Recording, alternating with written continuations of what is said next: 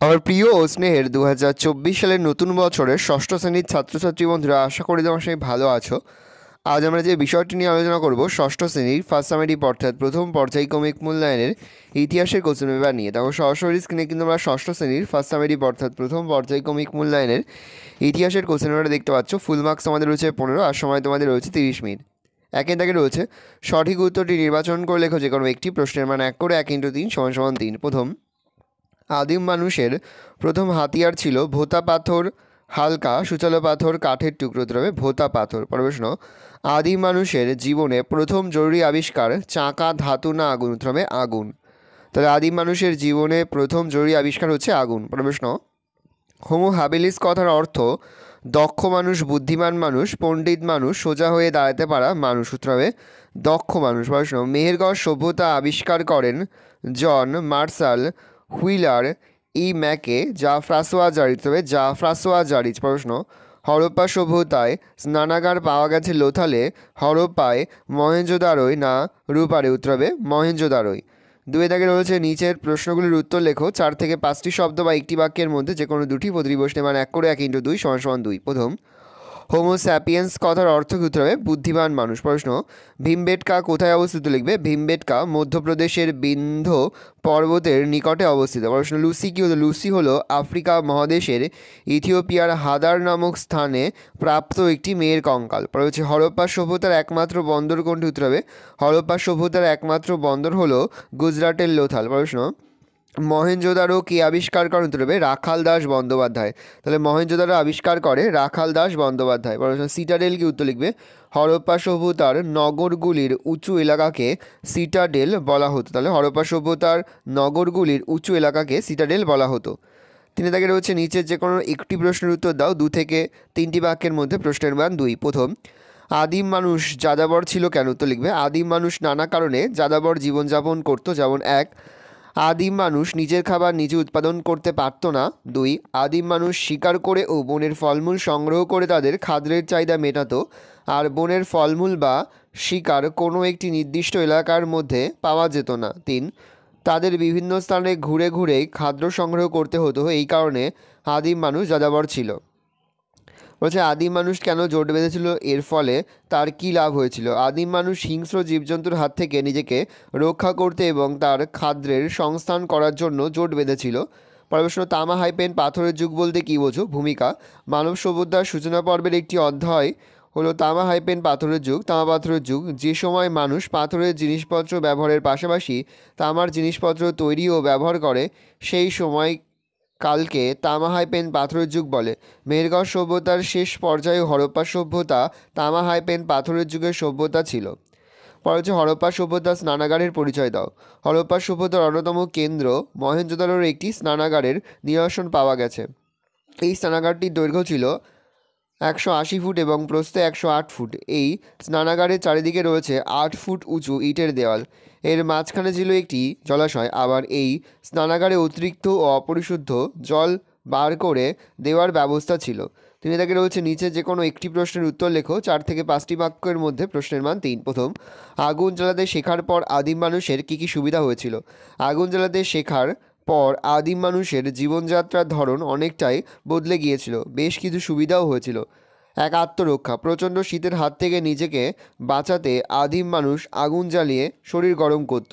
হিংস্র জন্তুর আক্রমণ থেকে রক্ষা পাওয়ার জন্য তারা গুহার মুখে, এখানে একটু ভুল আছে, প্রিন্টিং মিস্টেক আছে, গুহার মুখে আগুন জ্বালিয়ে রাখত। 2, খাদ্যাভ্যাসে বদল, এ সময় আদিম মানুষ কাঁচা মাংসের পরিবর্তে আগুনে ঝলসানো নরম মাংস খেতে শুরু করে। 3, শারীরিক পরিবর্তন, আগুনে ঝলসানো নরম মাংস খেয়ে তাদের দাঁত ছোট এবং চোয়াল সরু হয়ে গেল।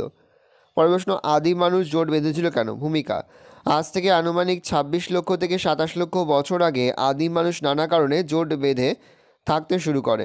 1, আত্মরক্ষা, আদিম মানুষ নিজেদের হিংস্র জন্তুর হাত থেকে বাঁচাতে জোট বেঁধেছিল। 2, খাদ্য সংগ্রহ, দলবদ্ধভাবে থাকলে খাদ্য সংগ্রহের ক্ষেত্রে এবং শিকারের ক্ষেত্রে সুবিধা হতো। 3, নিজস্ব সংস্কৃতি সৃষ্টি, আদিম মানুষ জোটবদ্ধ থাকার ফলে তারা একটি নিজস্ব সংস্কৃতি গড়ে তোলে এবং শৃঙ্খলা পরায়ণ হয়। পরের প্রশ্ন, সিন্ধু সভ্যতাকে হরপ্পা সভ্যতা বলে কেন। উৎখনন কার্যের ফলে হরপ্পা এবং মহেঞ্জোদারো আবিষ্কারের পর প্রথমে সিন্ধু সভ্যতা নামকরণ হলেও পরে হরপ্পা সভ্যতা নামকরণ হয়। হরপ্পা সভ্যতা বলার কারণ: এক, প্রাচীনত্ব। এই সভ্যতার প্রায় 1400টি কেন্দ্রের মধ্যে হরপ্পা সবথেকে প্রাচীন ও বড়। দুই, নিদর্শন। হরপ্পায় পাওয়া নিদর্শন বেশি এবং অন্যান্য কেন্দ্রগুলিতে হরপ্পার নিদর্শনের প্রভাব দেখা যায়। এই সব কারণে সিন্ধু সভ্যতাকে হরপ্পা সভ্যতা বলা হয়। টিকা লেখো হরপ্পা সভ্যতার লিপি। হরপ্পা সভ্যতায় লিপির প্রচলন ছিল, কিন্তু লিপিগুলি আজ অবধি পড়া যায়নি। হরপ্পা লিপির বৈশিষ্ট্য: এক, হরপ্পা সভ্যতায় প্রায় 2000 অক্ষরবিশিষ্ট সিলমোহর ও পাত্র পাওয়া গেছে। দুই, হরপ্পার লিপি সাংকেতিক, তাতে 375 থেকে 400টার মতো চিহ্ন রয়েছে। তিন, লিপিগুলি সম্ভবত ডান দিক থেকে বাম দিকে লেখা হতো, তবে এই লিপির যথাযথ পাঠোদ্ধার এখনও সম্ভব হয়নি। হস্তলিপি ও বর্ণমালা হিসাবে এবং অক্ষর জ্ঞানের পরিচায়ক হিসাবে লিপিগুলি অত্যন্ত তাৎপর্যপূর্ণ। 5 দাগে রয়েছে নিচের যে কোনো একটি প্রশ্নের উত্তর লেখো। 8 থেকে 10টি বাক্যের মধ্যে প্রশ্নের মান 5। প্রথম, নতুন পাথরের যুগের মানুষের জীবনযাত্রা কেমন ছিল? নতুন পাথরের যুগে মানুষের জীবনযাত্রার মান অনেক উন্নত হয়েছিল। হাতিয়ার: এই যুগের মানুষ তাদের পাথরের হাতিয়ারগুলিকে অনেক হালকা, ধারালো উন্নত করেছিল। তাদের হাতিয়ারগুলির মধ্যে কাঠারি, নিড়ানি, ছেনি, বর্ষা প্রভৃতি উল্লেখযোগ্য। 2 দিয়ে পয়েন্ট করে জীবিকা। নতুন পাথরের যুগে মানুষ পশুপালন করত। কুকুর, ভেড়া, গরু, গাধা প্রভৃতি ছিল সেই যুগের গৃহপালিত পশু। এছাড়া তারা কৃষিজীবী ও কারিগরি জীবিকা গ্রহণ করেছিল। 3, কৃষিকাজের সূচনা। এই যুগের মানুষ কৃষিকাজকেই জীবিকা হিসাবে গ্রহণ করেছিল। এই সময় নানা কারিগরি পেশাও মানুষ গ্রহণ করেছিল। 4 দিয়ে পয়েন্ট করবে বাসস্থান। এই যুগের মানুষ ফসল রক্ষার জন্য কৃষিজমির কাছে খড়, বিচালি, মাটি প্রভৃতি দিয়ে ঘর বানাতে শুরু করে। 5, চাকার আবিষ্কার। এই যুগের মানুষ চাকা আবিষ্কার করে। চাকার সাহায্যে মাটির পত্র, যানবাহন তৈরি করে। পরের প্রশ্ন রয়েছে হরপ্পার অধিবাসীদের জীবিকা সম্পর্কে আলোচনা করো। ভূমিকা: হরপ্পা সভ্যতার অধিবাসীদের প্রধান জীবিকা ছিল কৃষি। এছাড়া পশুপালন, ব্যবসা বাণিজ্য, কারিগরি শিল্প ছিল এই সভ্যতার মানুষের অন্যতম জীবিকা। কৃষি: হরপ্পা সভ্যতার নগরকেন্দ্রিক হলেও কৃষি ছিল এখানকার অধিবাসীদের প্রধান জীবিকা। এই সময়ের উৎপন্ন শস্যের মধ্যে ধান, গম, যব, কার্পাস, মটর, রাই প্রভৃতি ছিল প্রধান। 2, পশুপালন। হরপ্পা সভ্যতায় গৃহপালিত পশুর মধ্যে উল্লেখযোগ্য ছিল বলদ, ভেড়া, ছাগল, মোষ, উট, গাধা প্রভৃতি। 3, কারিগরি শিল্প। হরপ্পা সভ্যতায় তাঁতি, কর্মকার, কুম্ভকার, স্বর্ণকার প্রভৃতি কারিগর শ্রেণীর মানুষের সমাজে বিশেষ স্থান ছিল। শিল্পে সোনা, রূপা, তামা, ব্রোঞ্জের বিশেষ ব্যবহার ছিল। 4, ব্যবসা বাণিজ্য। স্থল ও জলপথে হরপ্পা সভ্যতার সঙ্গে দেশের ভিতরে ও বাইরে বাণিজ্য চলত। সোনা, রূপা, তামা, দামি পাথর, হাতির দাঁতের তৈরি চিরুনি, পাখির মূর্তি প্রভৃতি আমদানি করা হতো। বার্লি, ময়দা, তেল, পশমজাত দ্রব্য রপ্তানি করা হতো। সুমের, আক্কাদ, ব্যাবিলন, ক্রিট প্রভৃতি দেশের সঙ্গে জলপথে বাণিজ্য চলত। পরের প্রশ্ন হরপ্পা সভ্যতার ধ্বংসের কারণগুলি লেখো। ভূমিকা: খ্রিস্টপূর্ব 1750 অব্দের পর হরপ্পা সভ্যতার অস্তিত্ব ক্রমশ লোপ পেতে থাকে। বেশ কিছু ঘটনার কারণে হরপ্পা সভ্যতার অবনতি ঘটে। এগুলি হলো: 1, বন্যা। মহেঞ্জোদারো নগরের পাঁচিলটিতে একই জায়গায় অনেকবার মেরামতির ছাপ দেখা যায়। এছাড়া পাঁচিলে কাদার চিহ্ন পাওয়া গেছে। ওই জমে থাকা কাদা সম্ভবত বন্যার ফলে এসেছিল, তাই সিন্ধু নদের বন্যায় এই অঞ্চলের ক্ষতি হয়েছিল বলে মনে করা হয়।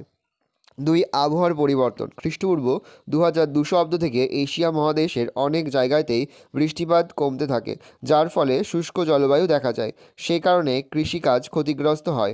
হরপ্পা সভ্যতার কৃষিকাজও এই সমস্যা থেকে রেহাই পায়নি বলে অনুমান করা হয়। অন্যদিকে এই সভ্যতায় ইট পোড়ানোর জন্য চুল্লির জ্বালানি হিসাবে কাঠের ব্যবহার করা হতো, যার যোগান আসত গাছ থেকে, তাই ব্যাপকভাবে গাছ কাটার ফলে বৃষ্টিপাতের পরিমাণ কমে যায়। 3, বহির্বাণিজ্যে ভাটা। আনুমানিক খ্রিস্টপূর্ব 1900 অব্দের পরে মেসোপটেমিয়ার সঙ্গে হরপ্পার বাণিজ্যে ভাটা পড়ে, ফলে হরপ্পার অর্থনীতি ক্রমশ সমস্যার মুখে পড়ে। ওপরের কারণগুলি ছাড়া হরপ্পার দুর্বল নগর শাসন ব্যবস্থা এই সভ্যতার অবনতির একটা অন্যতম কারণ ছিল। ভালো করে দেখে নাও, এই রয়েছে টোটাল তোমাদের ফার্স্ট সামেটিভ অর্থাৎ প্রথম পর্যায়ক্রমিক মূল্যায়নের ষষ্ঠ শ্রেণীর ইতিহাসের কোশ্চেন পেপার। ভালো তোমরা কোশ্চেন পেপার দেখে নাও। এই ধরনের কোশ্চেন প্যাটার্নেই কিন্তু প্রতিটি স্কুলে তোমাদের কিন্তু ফার্স্ট সামেটিভ অর্থাৎ প্রথম পর্যায়ক্রমিক মূল্যায়নের প্রশ্নপত্র হবে, সেহেতু ভালো করে তোমরা কোশ্চেন পেপারটা দেখে নাও। আশা করি ভিডিওটা ভালো লেগেছে। ভিডিওটা ভালো লাগলে ভিডিওকে লাইক করতে একদমই ভুলবে না। আর আমার চ্যানেল নতুন হওয়া লাল কালার সাবস্ক্রাইব প্রেস করে পাশে বেল আইকন প্রেস করো, যখন নতুন কোনো ভিডিও আপলোড করি সবার ফার্স্ট নোটিফিকেশন তোমরা পেয়ে যাও। আর এই ভিডিওটি তোমার বন্ধু বান্ধবী আত্মীয় স্বজন সবার মধ্যে কিন্তু অনেক অনেক শেয়ার করে দাও যারা এবছর ষষ্ঠ শ্রেণীতে পড়ছে। আমরা কিন্তু ইতিমধ্যেই ষষ্ঠ শ্রেণীর প্রতিটি বিষয়ের সিলেবাস, প্রশ্নকাঠামো এবং নমুনা প্রশ্নপত্র কিন্তু আমাদের চ্যানেলে আপলোড করে দিয়েছি। তোমরা যদি এখনও পর্যন্ত সেই ভিডিওগুলো না দেখে থাকো, ভিডিওগুলো কিন্তু তাড়াতাড়ি দেখে নাও। তোমাদের সকলকে জানাই আগাম পরীক্ষার অনেক অনেক শুভেচ্ছা এবং অভিনন্দন। আশা করা যায় প্রতি বছর নাই এই বছরও তোমরা কিন্তু আমাদের সাজেশন অংশ থেকে সমস্ত প্রশ্নই কিন্তু কমন পেয়ে যাবে, সেহেতু প্রতিনিয়ত যে অধ্যায়ভিত্তিক সাজেশনগুলো আমরা তোমাদের কাছে তুলে ধরছি সেই সাজেশনগুলো কিন্তু খুব ভালো করে ফলো করো, তাহলে দেখবে প্রতিটি বিষয়ের পরীক্ষায় খুব ভালো হবে।